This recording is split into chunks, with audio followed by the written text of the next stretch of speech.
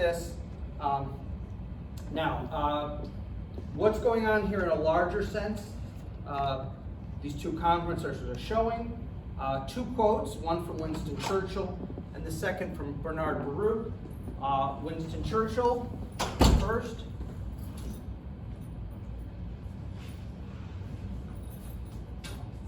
So he is the person who comes up with the term the Iron Curtain, which is what we use to describe all those countries in the communist bloc during the Cold War. It's hard for me, who grew up in the Cold War, to kind of fathom that for you guys, this is like World War II or World War I. I mean, this is ancient history. Because I remember literally as a kid thinking, well, you know, World War III is a real possibility, although right now it is too, but for different reasons. I planned to be an Army officer because, you know, I'd rather get killed right away when World War III starts rather than try and live out the post-apocalyptic world. It was a grim world. It was a grim kind of attitude that a lot of us had. But that's how it was for a long time. And then Bernard Baruch, who was a kind of theorist of the Cold War, he comes up with the idea of the Cold War. That this is going to be a long conflict, but it's going to be a conflict without actual violence in a lot of cases. And the Cold War made possible both the good and the bad aspects of modern America. The military-industrial complex, which I will full well admit to you has been an unmitigated disaster as far as what it's done to the economy, as far as what it's done to the debt, as far as who it's given power to. That comes out of the Cold War. But the space race and a whole bunch of other things also come out of the Cold War. Some very positive things too. Had there been no Cold War, America probably would have gone back to its kind of isolationist attitude like the 20s and 30s and before. And we probably wouldn't be a major player on the world stage. And you may personally see that as good or bad. But again, the Cold War really makes modern America in both the good and the bad senses of that. So, a guy named George Kennan, Ambassador George Kennan, an American ambassador, publishes an article, and that's the title of his article, Sources of Soviet Conduct. He publishes this in the Journal of Foreign Affairs in July of 1947. This is a journal that's still out there. It's considered a very kind of highbrow, like if you're not an ambassador or a professor at Harvard, you ain't getting published in this journal. It's one of those. I'm never getting published in Foreign Affairs, okay? He publishes this article, and he doesn't put his name on it because he's basically making a public statement that could embarrass the administration. So he publishes it as X, okay, Mr. X. And I want to show you a clip from it. Okay, I'm sorry for the small print, but I want you to get the idea of what he's going for. Okay.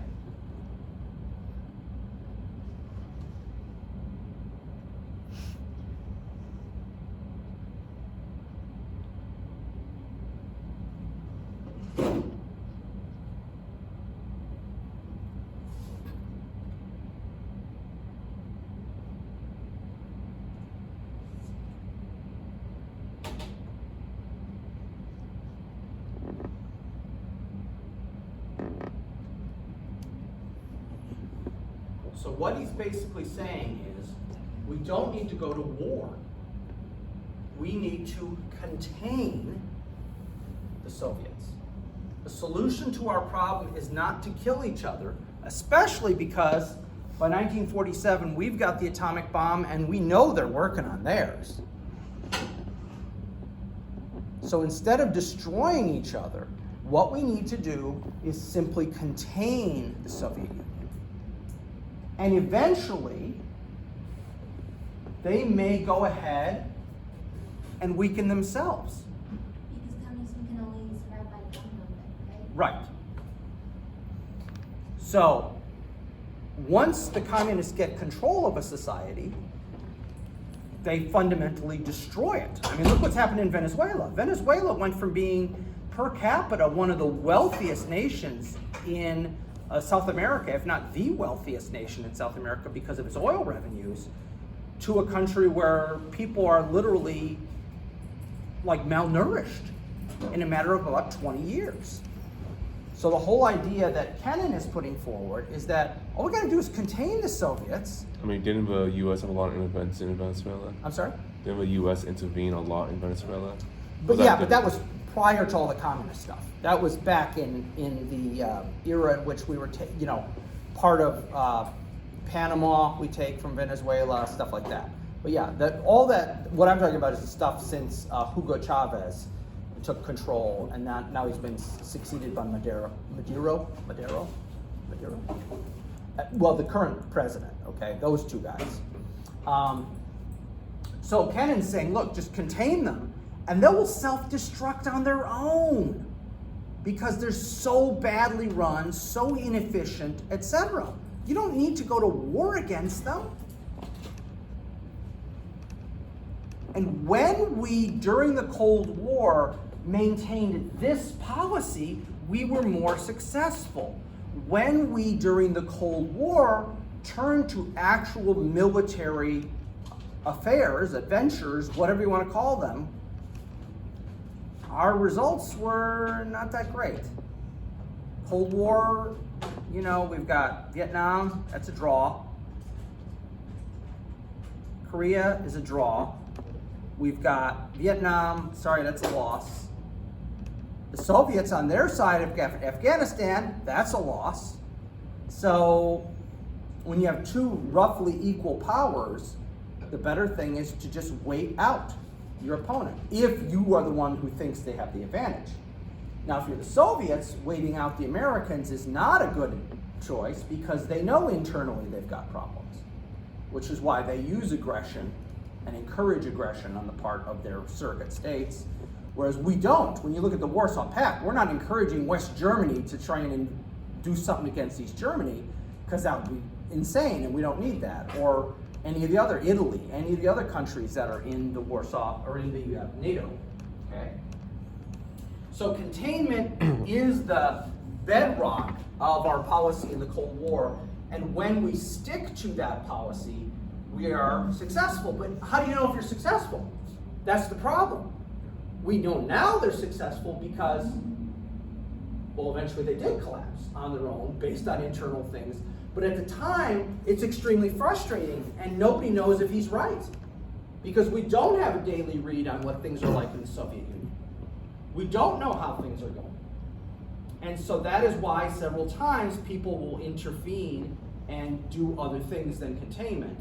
And hand in hand with this, it's usually for wars. Okay, is containment, is diplomacy, it's intelligence, it is the military on occasion, it's economics, it's political, it's social. But Okay. it was I don't think it was so late after the Cold War, bro. It was the Russians in Afghanistan, bro. And it's off a rise of a very popular anti-Soviet warrior, Right. Osama bin Laden. Yes, exactly. Yeah. So in military circles, they refer to this as the DIME, the diplomatic, intelligence, military, and economics. And then they have there's even more, there's the DIME, like PSQR or something like that. There's this longer version. But the key things are the first four. These two are still important, but the key things are these, okay? Diplomacy, intelligence, military, and economics. Military is only one of the pieces, and it should by no means be your biggest piece. But as we talked about, one of the negative side effects of the Cold War is, look what's happened to the intelligence state, okay? Again, regardless of whether you're a Democrat or Republican, clearly, from the founding of the CIA to today, they've done some really shady stuff, okay? And you could say, well, we want them to do shady stuff. Yeah, but, okay? And how much money have we spent on various things? What's the state of our economy? Diplomacy is about the only one where you really can't look at it and go, oh, this has been transmuted or warped or anything. Diplomacy is, if anything, underfunded in my opinion, quite frankly. The only thing I still don't understand is we are the only country in the world where the ambassadors, in most part, are not career diplomats. So you get to be an ambassador because the president likes you. So, you know, this whole, I don't know if you've seen the talk about Nancy Pelosi might be the next ambassador to Italy because she's now lost the majority and she's 82.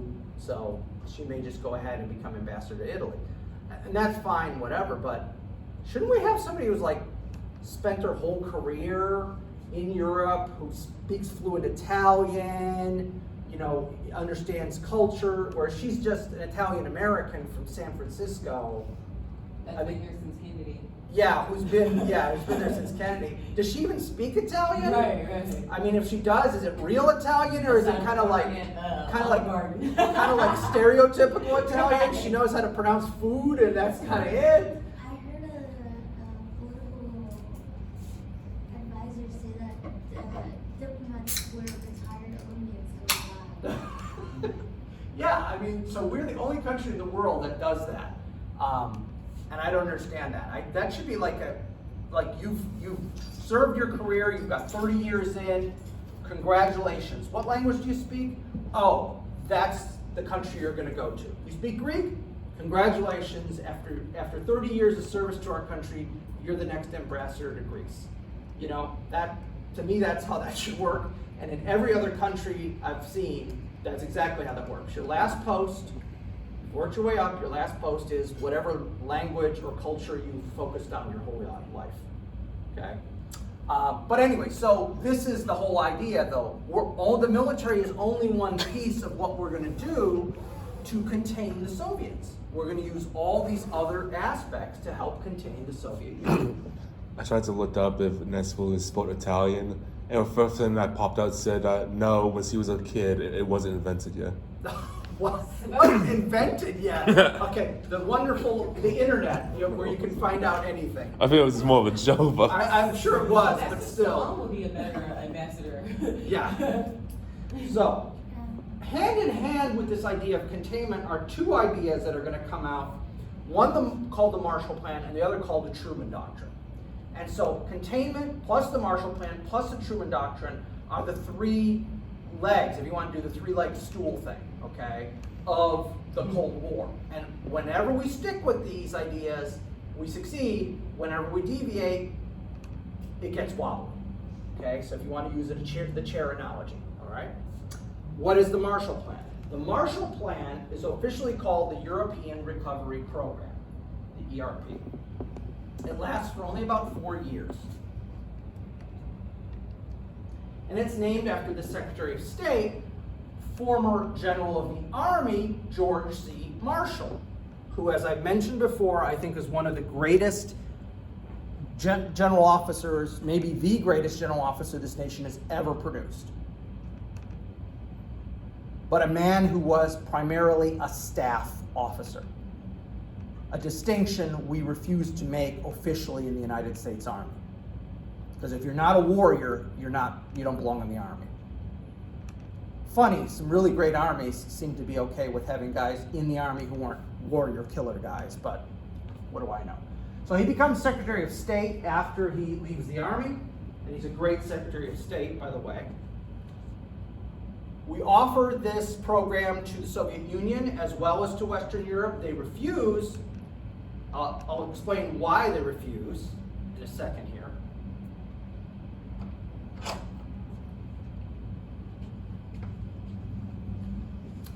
We give $13 billion. Now again, that seems like nothing in the crazy world of inflation of the last, 70-something years. I calculated this out and it was hundreds of billions of dollars in the modern context when you figured out what it was worth, you know, based on inflation and da-da-da. This was hundreds of billions of dollars. Okay.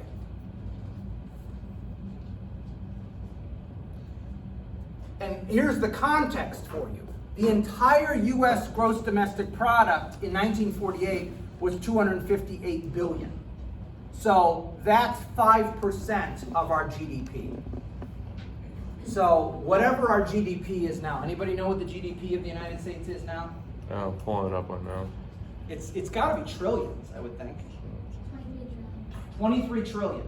So 5% of 23 trillion would be $460 billion. $460 billion. So ballpark.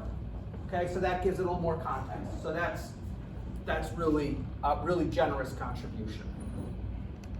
And that's in addition to the 12 billion we had sent to Europe between the end of the war and the start of the program. So in actuality, between 1945 and 1952, in a 7-year period, we gave $25 billion, which would be roughly 10% of our GDP in 1948. Okay. Now, why does the Soviet Union not want it? So this is the thing. This is a brilliant program in so many ways. We're giving this money to the Europeans so they can rebuild themselves after World War II. Now, that seems wonderful and altruistic. But there's two key things here. One is, if you rebuild yourself and you've got a working economy and you've got all the things you need to be successful, you're not going to want to be a communist. Because you're going to enjoy the fruits of capitalism. So that's one part. The other part is, we're giving you the money, but where do you get to spend the money? Only in where you get it from. Well, where do they get it from? Us. Yes. So you can take your money and buy brand new John Deere tractors. Okay? Or brand new Whirlpool washing machines. Or brand new inserted American product here. So it's basically radios. It's basically a Starbucks gift card. Yes. Are you giving them monopoly? I would say it's an Amazon gift card, except Oh. all the junk is made here, Yeah. instead of all being made in China. Okay. Also, I think slightly off. GDP is like 25 trillion. I think. If I mean that way. Well, we're between 23 and 25. It's a trillion. ballpark. It doesn't matter for a 31 trillion Yes. debt. So, it's great, like I say, because it helps the Europeans, it prevents them becoming capitalists, and it fuels American industry, because that means people are buying American products and we're shipping them overseas. So the post-war boom in America of the 1950s is fueled by, in part, all the money people saved during World War II, because they literally couldn't spend it, no matter how much they wanted to spend it. There are no new cars, there's no new radios, there's no new washing machines, there's no new anything for almost 5 full years. So you couldn't spend your money. So when they're doing these war bond drives, buy war bonds, you're thinking, can't do anything with this money anyway, I guess. Might as well put it in for war bonds. And then 5 years later, you just doubled your money, or whatever the percentage was. I don't remember what the percentages were. And so now you've got all this money, it's post-war, and now you can spend it, please. I've never understood what a wartime bond would actually be. So basically, have you ever dealt with a U.S. savings bond?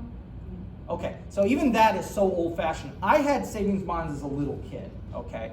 Like when I was born, my grandmother bought me a $1,000 U.S. savings bond.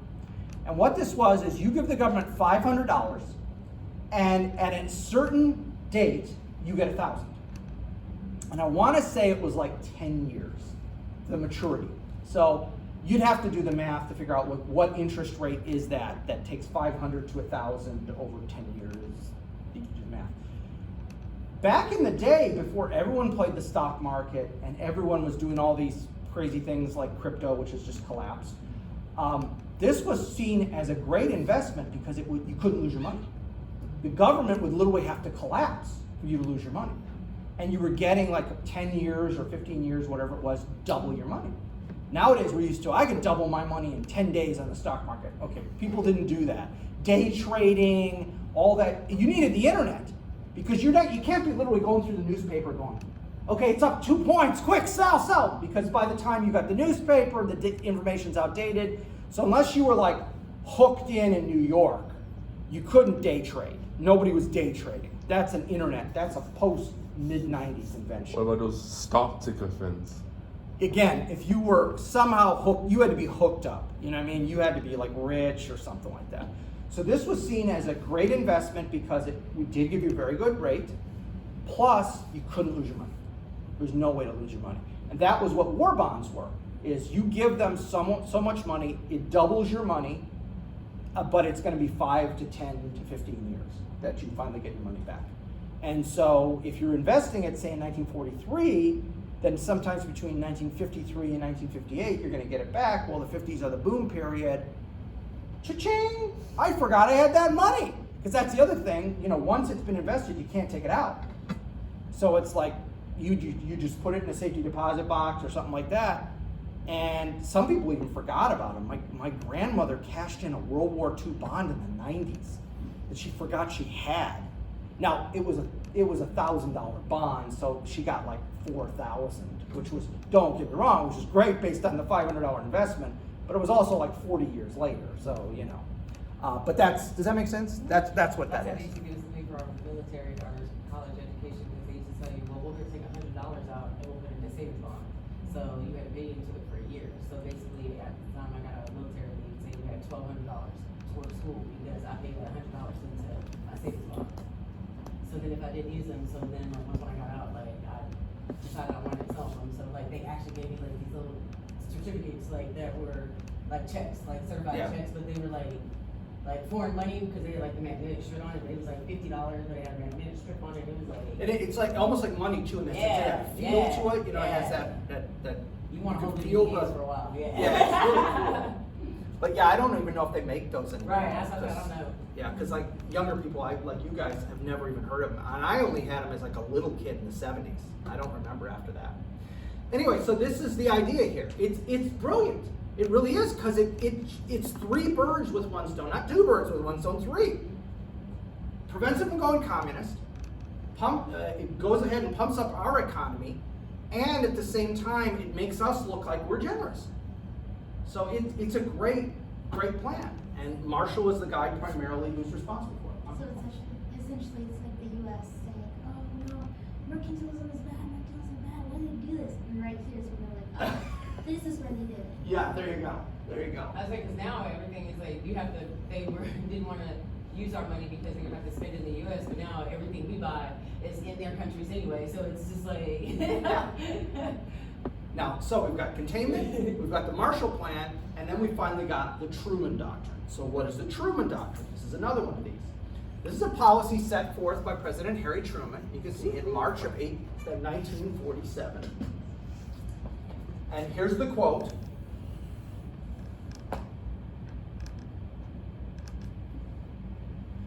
Okay. So if you are a country that is having some sort of insurgency, okay, internal insurgency, or are being attacked from the outside, and we're clearly talking about communists here, okay, but nobody uses the word communist. There is one exception. Probably the only country where this is applied where it really isn't about communists is probably the Philippines. Because in the Philippines, the minority group there are the Moros. So remember, I think we briefly talked about the Moros, who are a Muslim minority. They have been fighting the Christian Filipinos since before the Spanish showed up. So that's been going on for like 500-600 years, So they are the one group where we apply the Truman Doctrine, but it really isn't about communism. There is a communist movement in the Philippines for a little while, but they're never a major one. The Moros are a bigger issue in the Philippines. To today, they still have issues, okay? Truman proposes this during the Greek Civil War. The Greeks are having a civil war, and it's communists supported by the neighboring countries, so Bulgaria and Yugoslavia, are supporting the communist minorities in Greece against the royal, at that time there was still a king in Greece, the royal Greek government.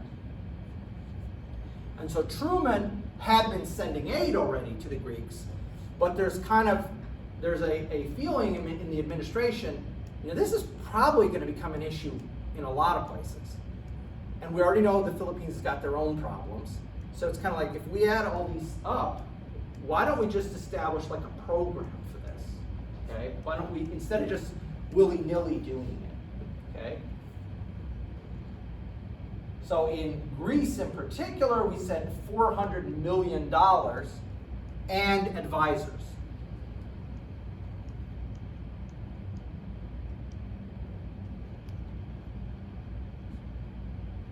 And over time, this will be the basis, informally, for American Cold War policy in Europe and throughout the world.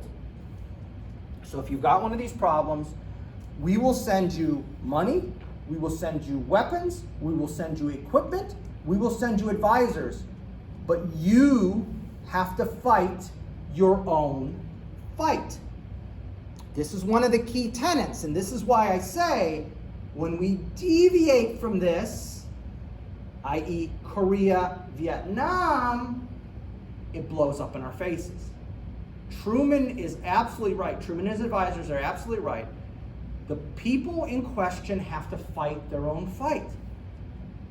Fighting an insurgency, as we've observed, fighting an insurgency in somebody else's country is doggone near impossible, because you don't know the players on the board. That's the fundamental problem. When you're in somebody else's country and you're dealing with an insurgency where people aren't wearing uniforms, they aren't identifying, I'm this or that, how do you know? You don't, because you're the outsider. Please. That's essentially what we paid the French, right, for Vietnam? We gave the French money. The first time, yeah, the first war. We'll give you money, but you have to take care of it. And then they said, we need more money. And then you need more money, and then They said, then you have Dien Bien Phu, where everything explodes in their faces, and then it's like, oh crap. But quite frankly, I know it wouldn't have made sense in the context of the Cold War, but with a Monday morning quarterback attitude, let him go communist. Sweet Lord, think about how many guys died in Vietnam between 1945 and 1975. French, Americans, Vietnamese, Cambodians, Laotians. I'm sure there's some other ethnic groups I'm forgetting. Montagnards, Nung, Hmong. I mean, seriously, we would have been better off just letting that country go. But it was a Cold War, there's the whole domino theory. I think everybody knows what that means. The domino theory is if one country goes communist, it causes the next country to go communist, da da da da da da da da. Okay. So. David Bowie was just born this year. What's that? David Bowie. Yeah. Okay. I'm trying to lighten the mood. I appreciate the highlight of the date, but I'm just trying to lighten the mood because I was kind of depressing. I appreciate that. Thank you. And Thank you. isn't that That's what freaking. Roosevelt wanted? What's that? Isn't that what Roosevelt wanted, for those countries just to make their own decisions anyways?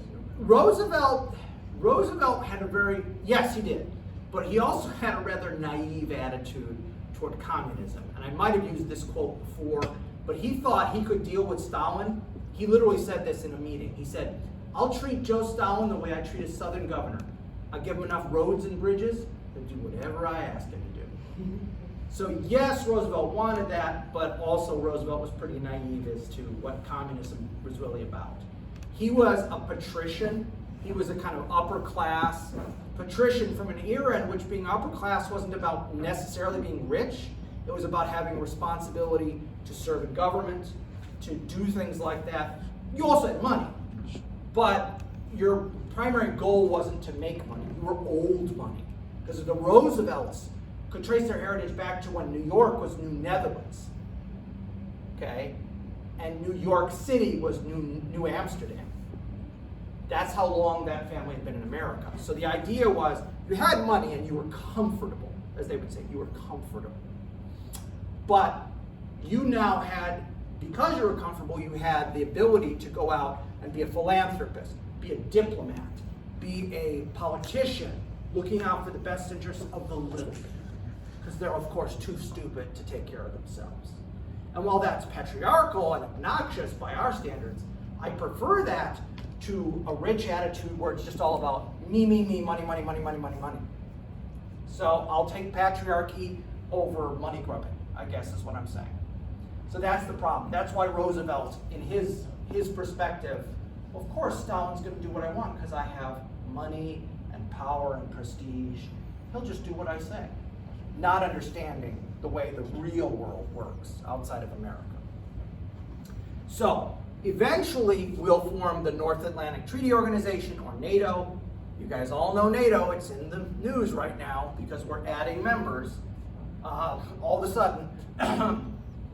And the whole idea is we're going to tell you ahead of time, don't attack us.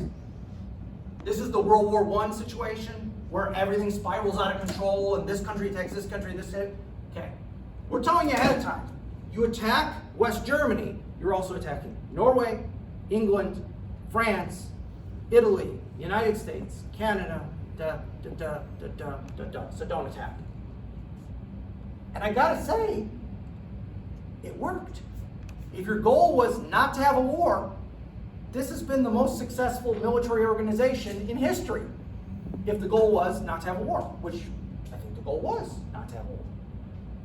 Right now, we're right on that border, but yes. Right now, right before you got ready to talk about this, you kind of said like NATO was in the news, and then you gave a little like, Yeah. is that, were you clearing your throat, or were you No, dropping a little hint? because of NATO with. Right, but are you dropping a little like, like were you clearing your throat, or just dropping a little I like, was like, drawing a okay. little hint, yes, Okay, yeah. okay. That's what I was like. I was. Wait, was that I didn't catch that. Was that Yeah. because they, all right. No, I was. Like, pay attention? Like, Yeah, all because right. NATO all of a sudden is expanded Right, for the right. first time, and I think the last time we added a member was when we added Spain in like the 70s. Was that controversial?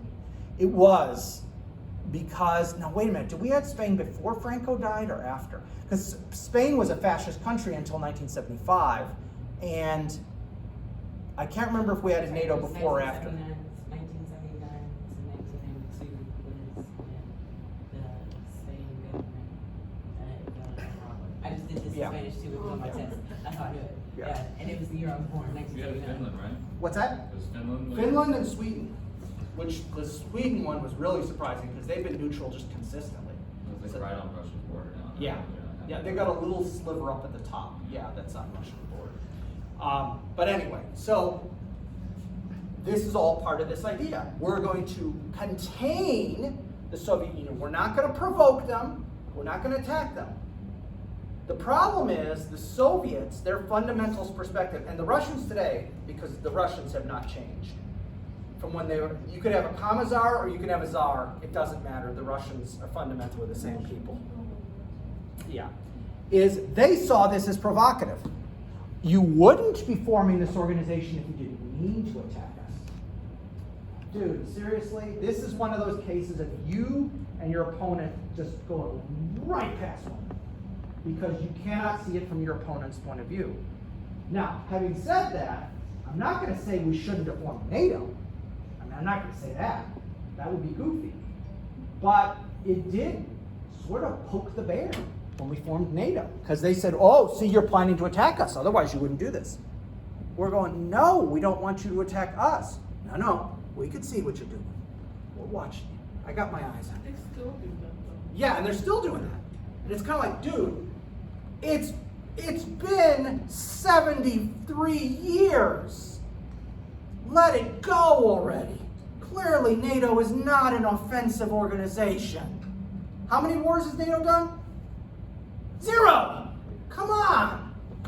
Meanwhile, this, what is happening? Richard Nixon and JFK are considered in bid to be U.S. Senate. What's that? 1949. They're both Nixon. considering bids on the U.S. Senate? Yeah. That's cool. Yeah, because I'm on this website now. I'm following you. Every year I see what's happening, what's going on. What's the general concept of this? Okay, so the next year, 1950, Truman is trying to do all of these things, but he's being fiscally conservative. And that's the thing about Truman, is that Truman wants to do all these things, but he doesn't want to spend the money because he wants the American economy to be able to recover. Because remember how much money we've spent. So we got to get spending under control. This is a crazy notion, I know, because none of us, including me, have lived in an era in which the American people are responsible when it comes to money. Yeah, There was a balanced budget, I think, once for about a year. I was like, wait, give me a second. In the 90s. Yeah. I think there was a balanced budget for once, like in the 90s. 1 year. So Truman says, okay, look, fine, I'll go with all these things, but the military, our military, it's got to be really small.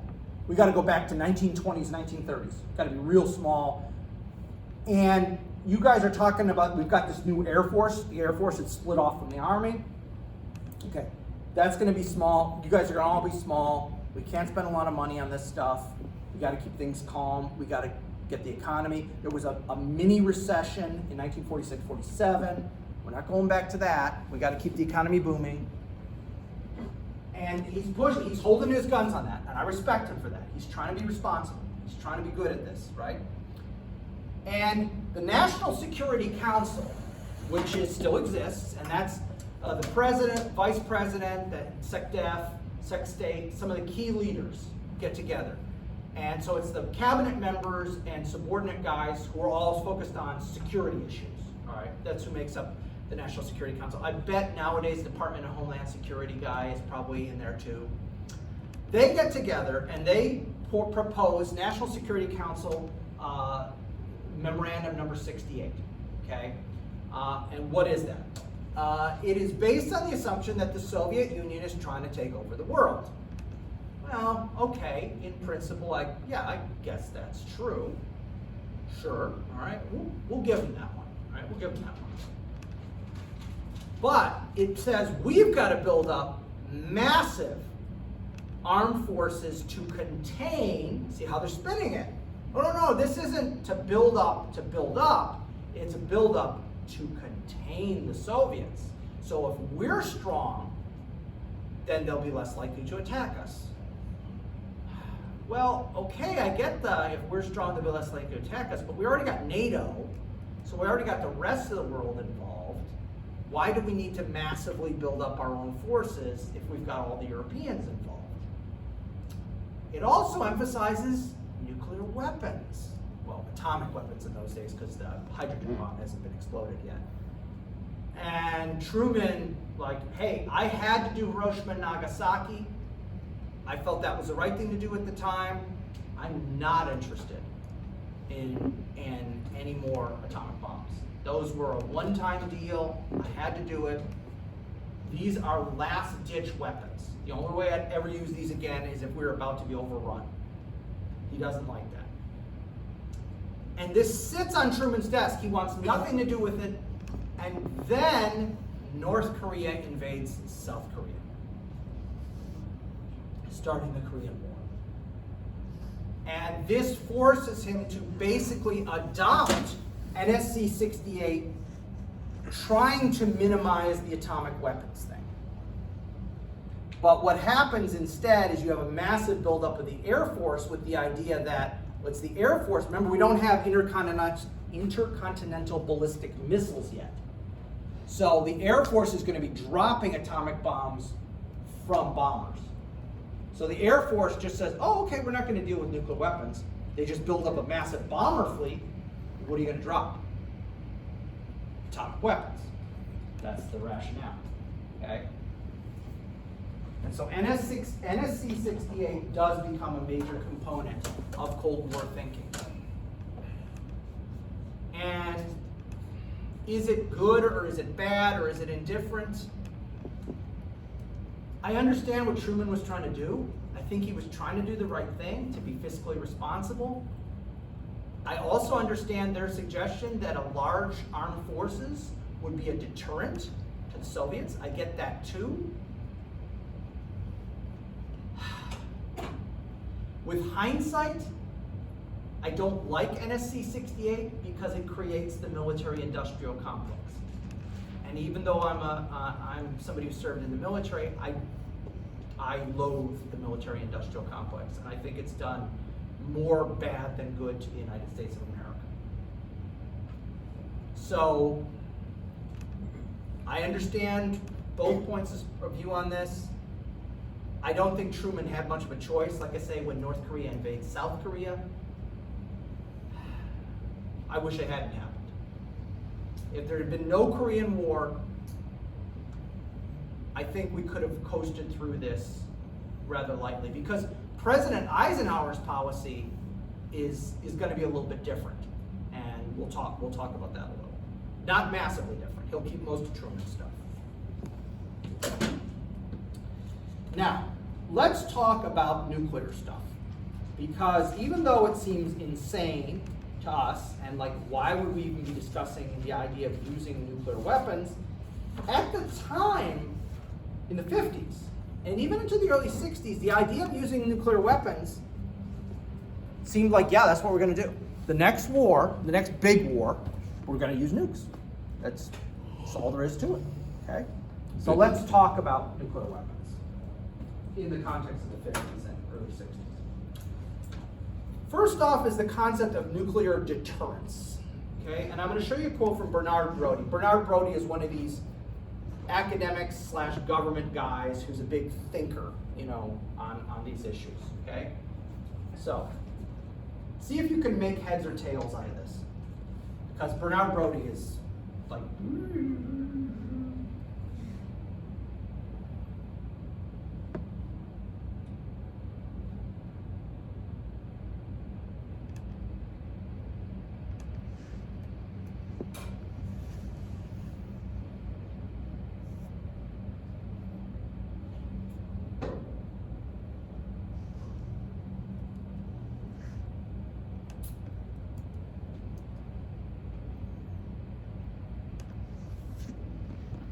so what's most important?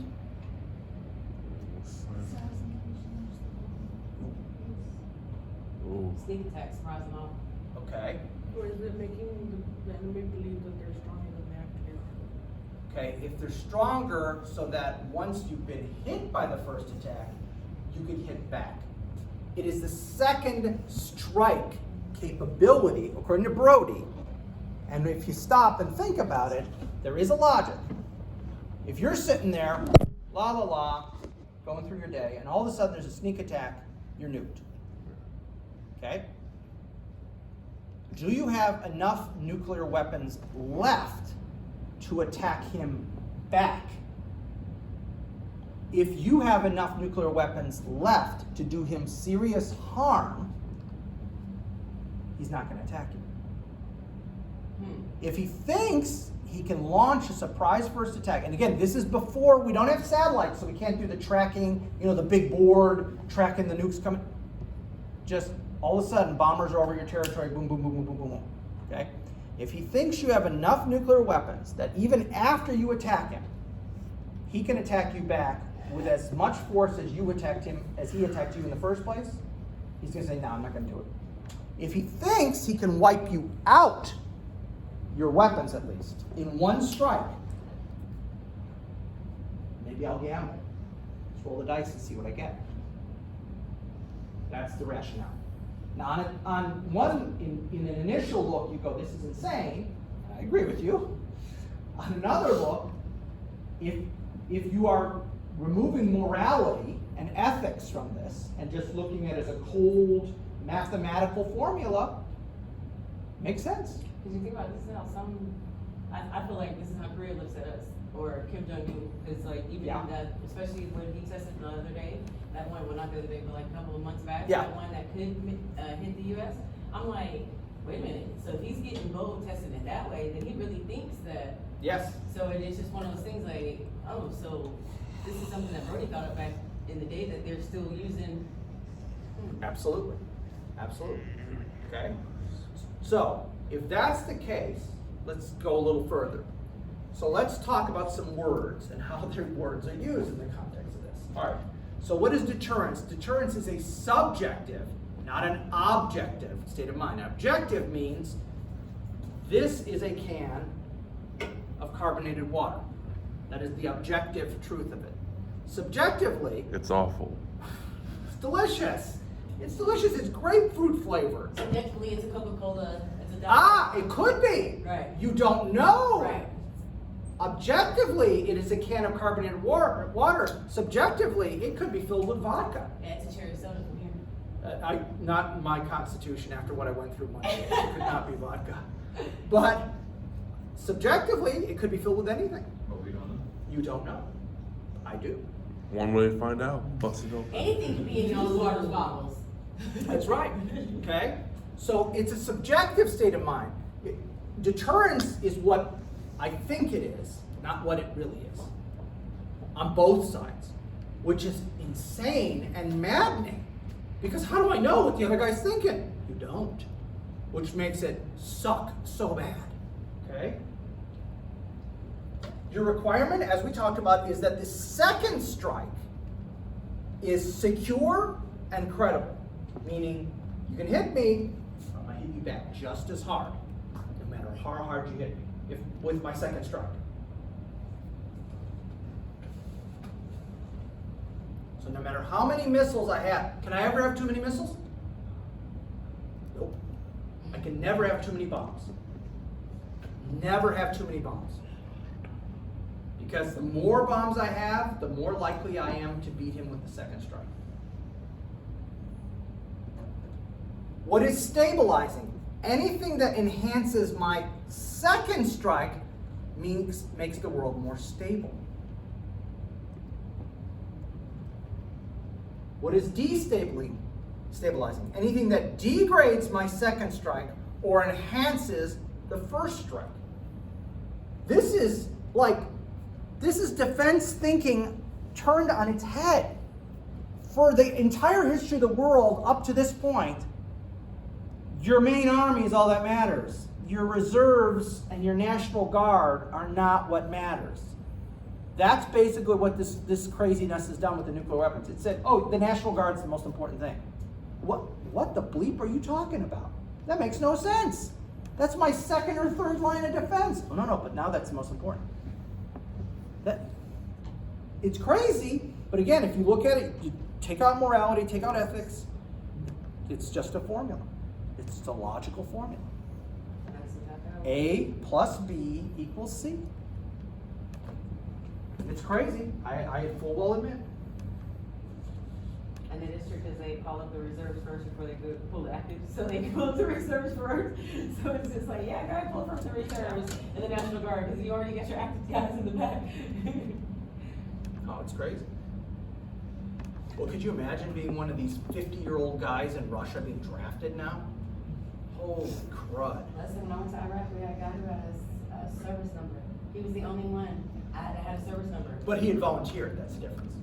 He wasn't drafted. He volunteered. He was drafted the first time. The first time. Yeah, in 1972. Yeah, he had a service number and a social security number. Wow. Yeah. I've heard talk they're going to go back to service numbers. Because the problem is when you use your social security number for everything, everyone gets it's too easy for people to mine your social They've security been number. using your DOD, your Department of Defense number. Okay. Yeah. That's going to be the new service number? Yeah. Okay. All right. So, again, Bernard Brody. I think he's spot on this.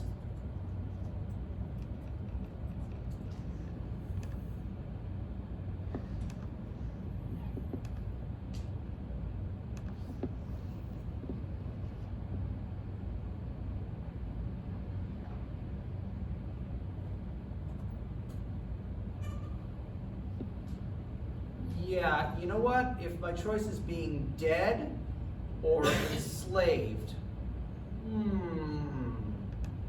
wow, that's. I think I'm gonna take enslaved because I'm still alive. Well, who's enslaving us? You know. Well, Who's- true. And that's another problem with this policy is the Western Europeans are kind of not so thrilled about this. In fact, in the 80s, and I remember this as a kid, in the 80s, when we're talking about putting missiles, MX missiles, which are short-range tactical nuclear warhead missiles in West Germany, the West German populace was rabidly against this.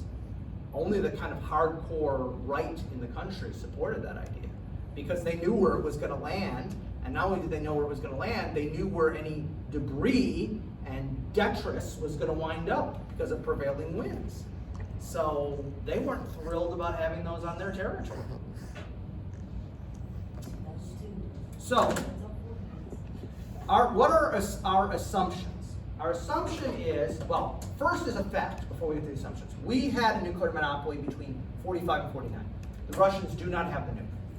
For 40 years, they do not have the nuke.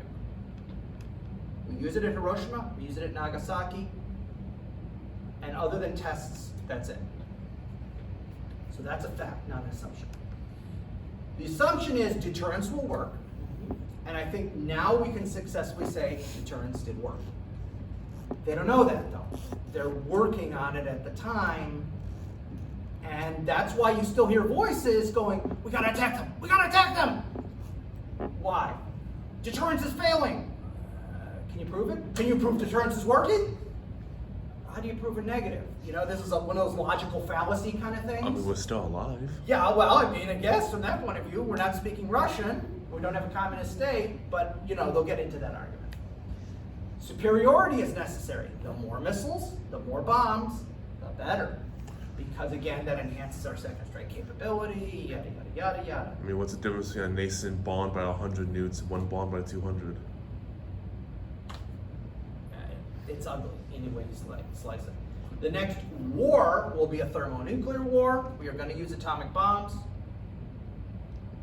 And again, that's most likely going to be in Central Europe because we still aren't talking intercontinental ballistic missiles. So they're not going to hit us. They're going to hit the Germans, the Poles, the French. And those countries, again, are not terribly enthused by this idea. They've gotten the snot beat out of them during World War II, and the idea of now having tactical nuclear weapons popped on their soil, they're not thrilled with.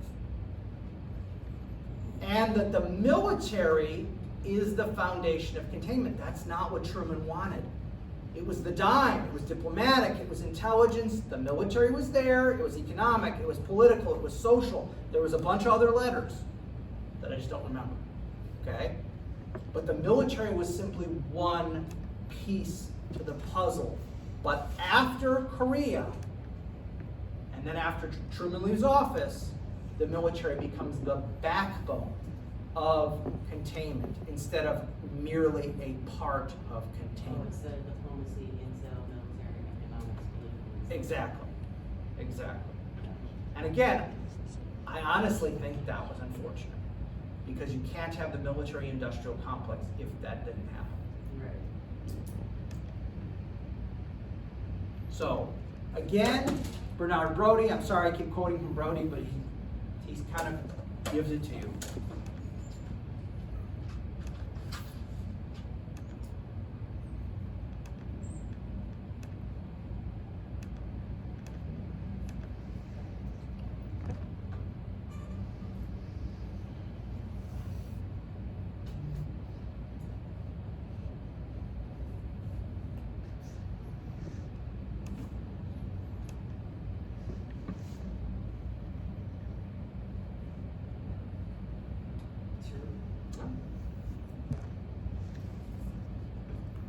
It is.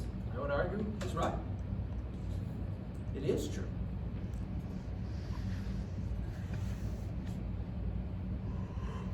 Now again, we've talked about the fact that the Soviet perspective, the Russian perspective, and our perspective are not the same. Just as any two people's perspectives are not the same.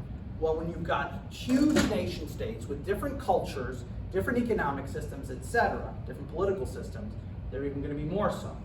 So there is the famous incident with Nikita Khrushchev, the premier of the Soviet Union. In August 1961, he stands before the General Assembly at the United Nations, at one point removing his shoe to pound on the podium to make his point. And this is in part what he says. Didn't we a gavel?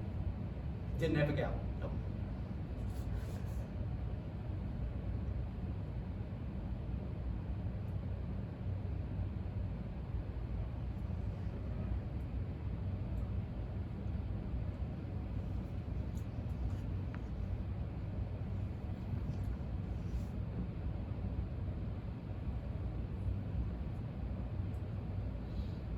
And I'm going to call him on this one. No, the bold-faced issue here is a bold-faced lie by Nikita Khrushchev. Now, I'm an American. I have a bias, certainly. But I would point out to him that we had a provocation, a Soviet provocation, to go ahead and use nuclear weapons, and we didn't. Anybody know in 1948 what that provocation was? The Berlin blockade. We occupied 3/4 of the city of Berlin, inside the Soviet zone of East Germany. There was a corridor, it was a rail corridor, that allowed us to bring supplies in. And the Soviets decided in 1948, we don't want these Americans and these British, by that point the French were out, these Americans and these British having a zone inside East Germany. So they just blocked our rail access, with the assumption that we're not going to fight them or anything. We're just going to starve them out. So what does the United States do? Did we use nuclear weapons? Did we say in 1948, when they don't have a nuclear weapon? No. What President Truman did is he commandeered every transport aircraft in the Army, Navy, Air Force, and Marine Corps and had them flying 24/7 to keep the people of Berlin with food, coal, and all these other things to save them. And we did that for almost a year. And Truman never threatened. Truman never did anything like that. And it gets even better. And at least 2 incidents. So we started sending our planes over the corridor that we already had on the ground. And we started telling the Soviets, we are sending transport aircraft over this corridor. So what the Soviets would do is buzz our transport aircraft with fighters to try and scare them off. And the transport aircraft pilots were told, just ignore them, just stay on your... On 2 occasions, the fighters came in too close and clipped the transport aircraft, and everybody on board was killed. That was clear military provocation to have declared war. That was an act of war. They downed a military aircraft with another military aircraft. That was a clear provocation. Instead, Truman went so far as the families of those pilots didn't find out until like 20 years afterward what the true circumstance was. They were just sent a telegram saying, we regret to inform you that your loved one, Captain Joe Smith, was killed in an accident. More details will follow. With sincere regrets, signed Secretary of Defense, whatever. And sometimes it was 10 to 20 years afterward before they found out what had happened. And Truman silenced that because he knew if the American public found out, they would demand war. Because that was American soldiers being killed, airmen, being killed by Soviet airmen. That's an act of war. So I'm going to call Truman, or I'm going to call Khrushchev on his being full of crap, because he was full of crap in that case. I do want to say something about another thing about the attitude of atomic bombs. If we were going to blackmail the Soviets, if we were all about doing that sort of thing, how many bombs did we produce before they got the bomb, right? So in 1945, we produced a grand total of 6 bombs. The one on Hiroshima, the one on Nagasaki, the one we exploded at Trinity to find out if they worked first, and 3 more. The next year we produced 11. The next year we produced 32. The next year we produced 110. It is not until 1948, when they started producing the bomb, that we ramp up our production. If our goal was to take over the world with nuclear bombs, wow, we're really being slow about it. Because remember how powerful these bombs are. Like, if you dropped one in the middle of Houston, okay, we're toast here. But like my family up near Jersey Village, maybe some fallout might be an issue, but they're not going to be killed by those bombs. They're small bombs. Okay, they're not the big bombs that can wipe out a whole city nowadays. Okay, so again, if that was our intent, we really suck, because we certainly didn't ramp it up until after they get the nuke. That's when we start really ramping it up. Another thing I want to highlight is the degree to which the Air Force becomes really, if you want, during the Cold War, especially the early phases of the Cold War, it is the Air Force that really is the center of the military.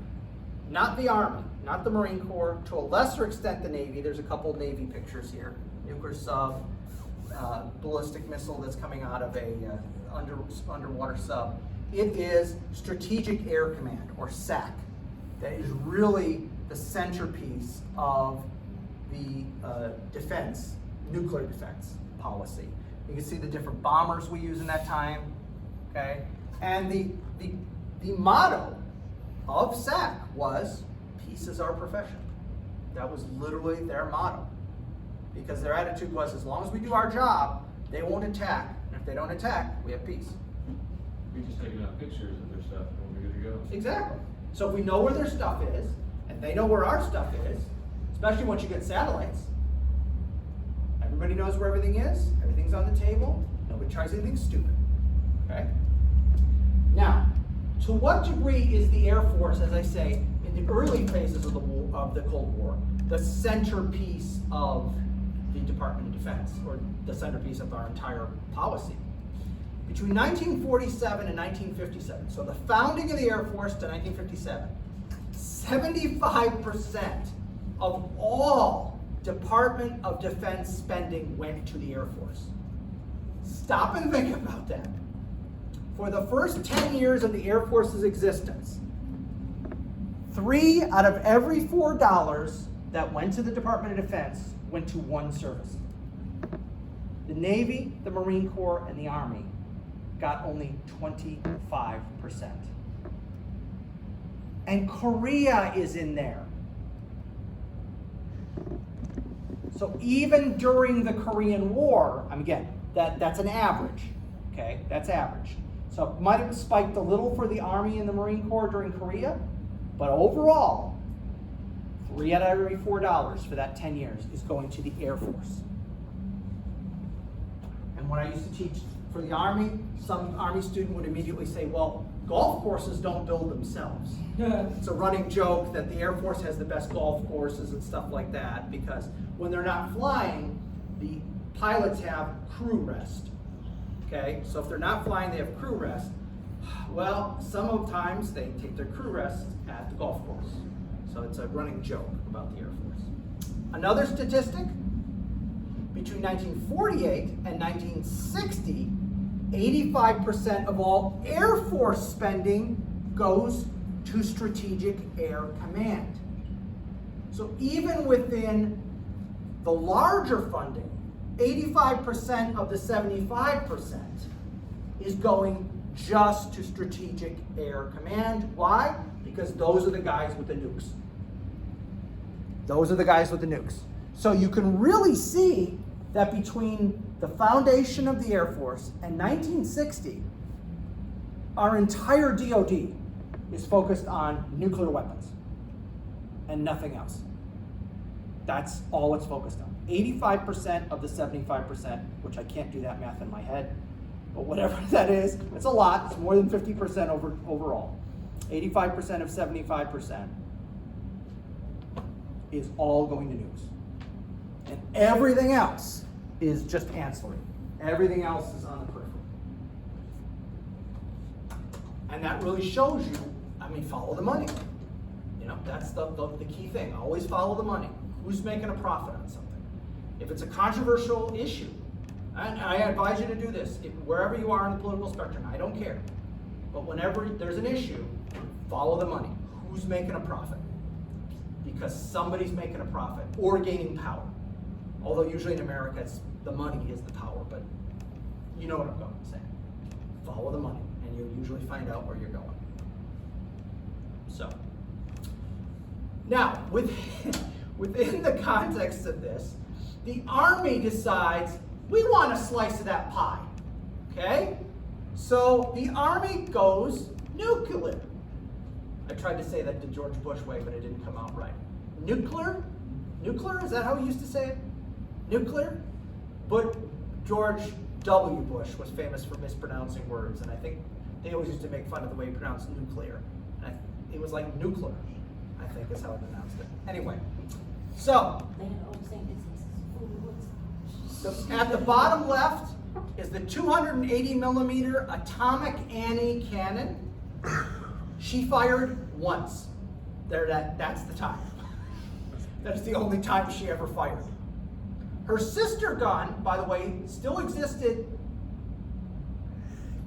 16 years ago, and she was on the hill outside Fort Riley, Kansas. That one did not fire on an actual live round. That one only fired just regular rounds, not nuclear rounds. But that Atomic Annie herself, I think she's at Fort Sill, Oklahoma. I think, I'm not positive. In addition, we had the M31 Honest John rocket, which was a tactical nuclear weapon. Okay, I gotta ask, who's in charge of coming up with these names?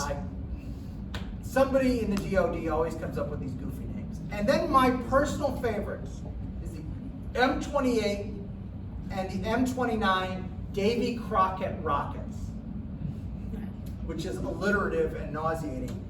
This is a Davy Crockett rocket. Now, let me explain this. This is the launch distance. This is the blast radius. Stop and think about these numbers. This is the launch distance. This is the blast radius. Clearly you do from a helicopter. No.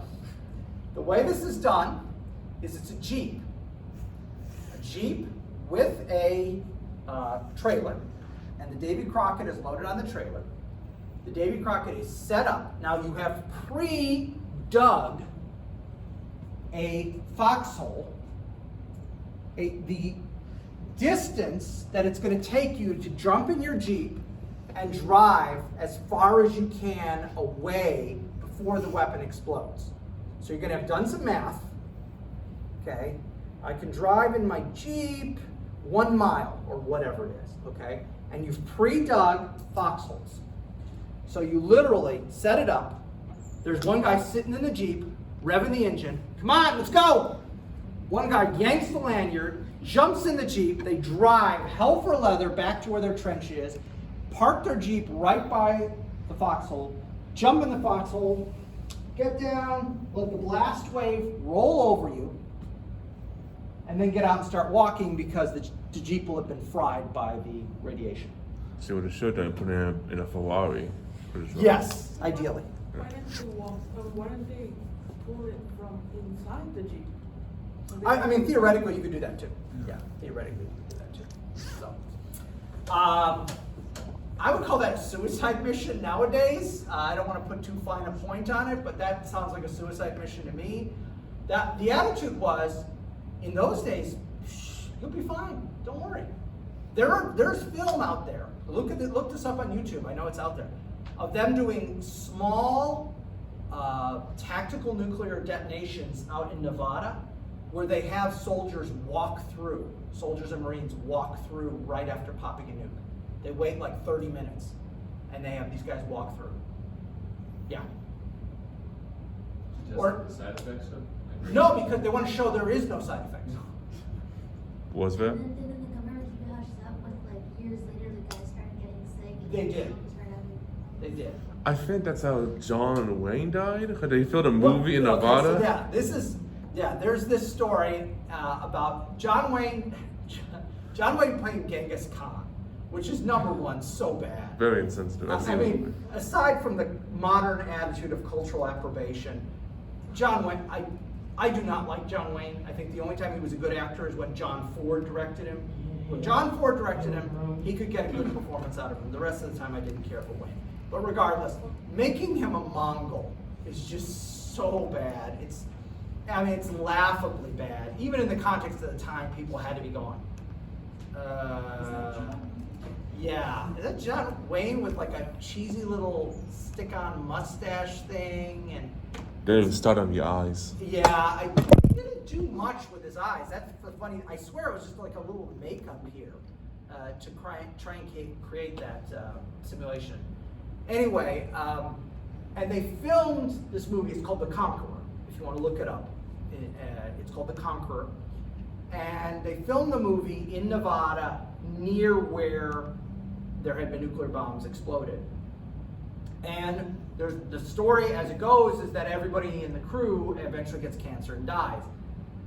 Now, there might be some degree of truth to that, but when you actually look at the crew, a number of them do die of cancer, but it's very often 30 and 40 years later. And in Wayne's case, he chain smoked 2 packs of cigarettes a day and eventually died of lung cancer. So in his case, I'm more willing to say it's the 2 packs of cigarettes a day that probably killed Wayne. And you know, people get cancer. You could be incredibly healthy, do everything right, as we know nowadays, and still get cancer. I mean, cancer is one of those things. Certain things, yeah, lead to cancer, but other times it's just like spontaneously. I mean, there's little kids who get cancer. You know, I mean, how insane is that? Some like 10-year-old getting cancer? They're not exactly, you know, boozing and smoking up. You know, it's crazy. Okay. Anyway, the Eisenhower administration obviously follows the Truman administration. What does he do differently? The Eisenhower administration, their policy is called the New Look. Okay, the New Look. They want to do war on the cheap. They want to cut budgets and cut end strengths. So this is why I say if North Korea had never invaded South Korea, Eisenhower, as president, would have already had a slashed situation and would have kept it slashed because he slashed from where Truman was. So you seriously may never have got the military, because remember, it is Eisenhower who comes up with the term, the military-industrial complex. It's in his outgoing speech that he gives as leaving the presidency, like, don't let the military-industrial complex take over America. And he did. So let me show you what he did. So when he took over in 1953, granted the Korean War was just ending. So let me make that clear. $16 billion is their budget, and they had 20 divisions. By the time he leaves office, they've slashed it to $9.3 billion and 14 divisions. And this is not adjusted for inflation. So this would actually be less than 9.3 compared to this 16. So we're probably talking 8 point something.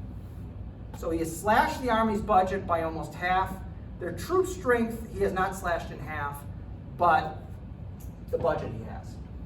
So again, Ike and Truman, even though Truman and Eisenhower had a good relationship during the war and immediately after the war, when Ike announces he's going to run as a Republican, Truman considers that's a personal insult.